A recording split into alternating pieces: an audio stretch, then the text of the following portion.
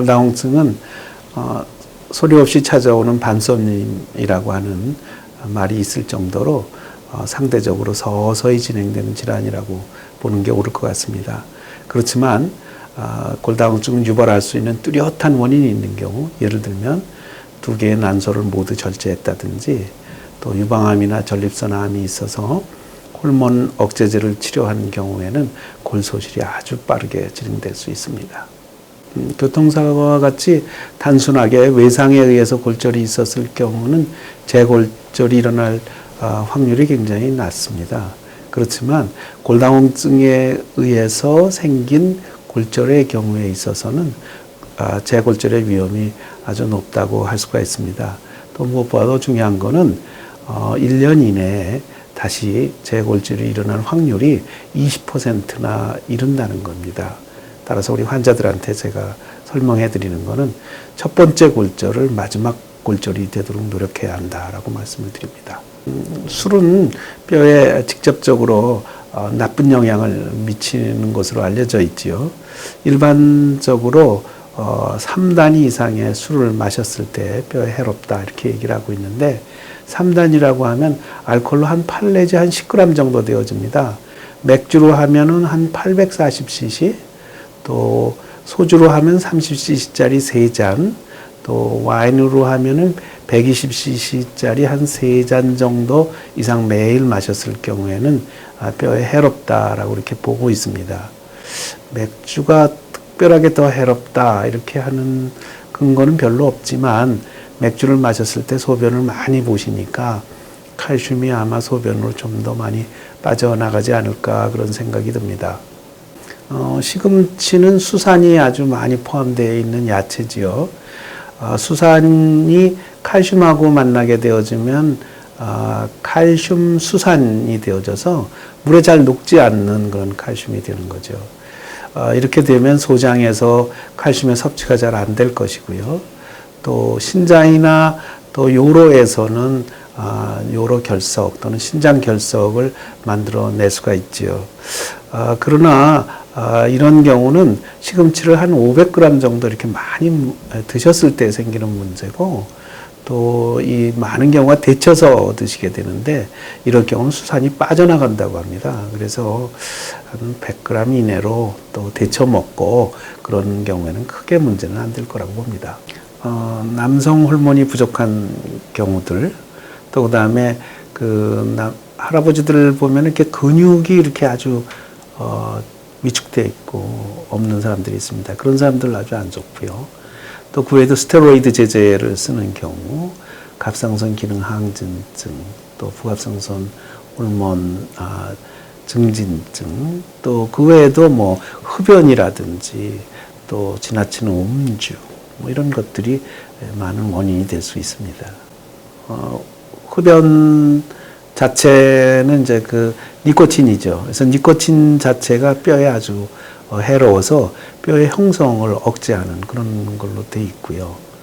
또 그다음에 운동이라고 하는 거는 뭐 너무나 잘 알고 있는 거죠. 우리 뼈라든지 근육이라든지 이런 것들은 운동에 의해서 강화될 수 있고 뼈의 형성 같은 것들이 이런 메카니컬 스트레스죠. 이렇게 운동 같은 거에 도움에 의해서 더 많이 만들어질 수 있습니다. 흡수도 억제하는 역할도 하고 있고요. 외래를 보다 보면은 아주 극심한 다이어트를 해가지고 무월경까지 생긴 여성들을 가끔가다 보게 되어집니다. 이 무월경이 왔다고 하는 것은 결국은 여성 호르몬의 분비에 이상이 왔다는 거고요. 이 성호르몬은 남성이든 여성이든 모두에서 뼈를 보호하는 아주 중요한 호르몬입니다. 따라서 이러한 호르몬의 이상이 생겼다는 것은 뼈의 흡수를 아주 많이 해주고 또 뼈 형성을 억제하는 그런 효과를 나타나게 되어집니다. 저희가 환자를 볼 때 비타민 D하고 칼슘은 기본으로 충분히 섭취하고 취할 것을 저희가 권하고 있습니다. 왜냐하면 비타민 D, 그중에서 활성형 비타민 D는 소장에서 칼슘의 흡수를 도와주는 아주 중요한 호르몬입니다. 우리나라처럼 칼슘 섭취가 아주 적은 나라에서 비타민 D에 의존적으로 소장을 통해서 칼슘이 흡수되어지는 역할이 아주 중요한 그런 나라이거든요. 그런 측면에서 보면 비타민 D가 부족하다는 것은 칼슘의 흡수에 굉장히 큰 영향을 줄 수 있을 것 같습니다. 아마 제일 좋기는 폐경전으로 우선 먼저 한번 검사를 해보셔서 자신의 뼈의 상태를 알아보는 거 이게 좀 좋을 것 같고요. 그 후에는 특별히 65세 이상부터는 뼈의 소실이 아주 빠르게 일어나거든요. 그래서 이 65세 이상인 분들한테는 누구나 다 한 번씩 골밀도를 측정해 보는 것이 좋다고 이렇게 좀 생각합니다. 골다공증이 있으면 1 내지 2년에 한 번씩 찍어보는 것이 좋겠고요. 또 그렇지 않은 경우 건강한 뼈다 이렇게 하면 몇 년에 한 번씩 찍어보셔도 큰 문제는 없을 거라고 생각합니다. 남성 같은 경우는 거의 대부분이 잘 모르고 지내고 또 무시하거든요. 그래서 이게 우연하게 골밀도를 재보고 알게 되는 경우들이 대부분이죠. 그래서 예를 들어서 남성 갱년기 같은 증상이 있는 분들, 또 그렇지 않으면 소변에 칼슘이 많이 나오고 요로결석이라든지 이런 것들이 있는 분들, 또 근육이 아주 많이 빠져 있는 분들, 이런 분들은 먼저 검사를 해볼 걸 적극적으로 권하는 거죠. 골다공증이란 용어를 쓸 수가 있을지 모르겠는데 있습니다. 그래서 많은 경우들에 보면은 이제 이 특별한 경우인데요. 아까도 말씀드렸지만 예를 들어서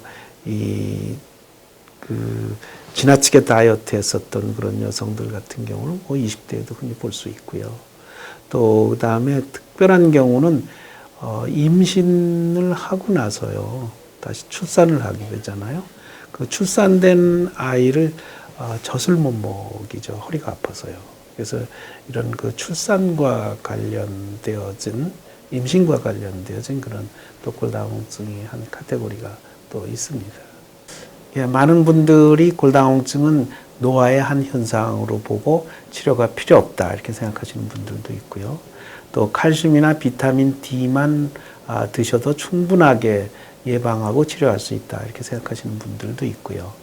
최근에는 어떤 특정 약제의 오랜 기간의 치료에 동반되어져서 드물지만 아주 심각하게 문제를 유발시키는 턱골 괴사에 대한 것들이 너무 과장되게 이야기가 되어서 치과 질환이 있으면 무조건 골다공증 약제는 드시지 않아야 된다 이렇게 생각하시는 분들도 꽤 있습니다.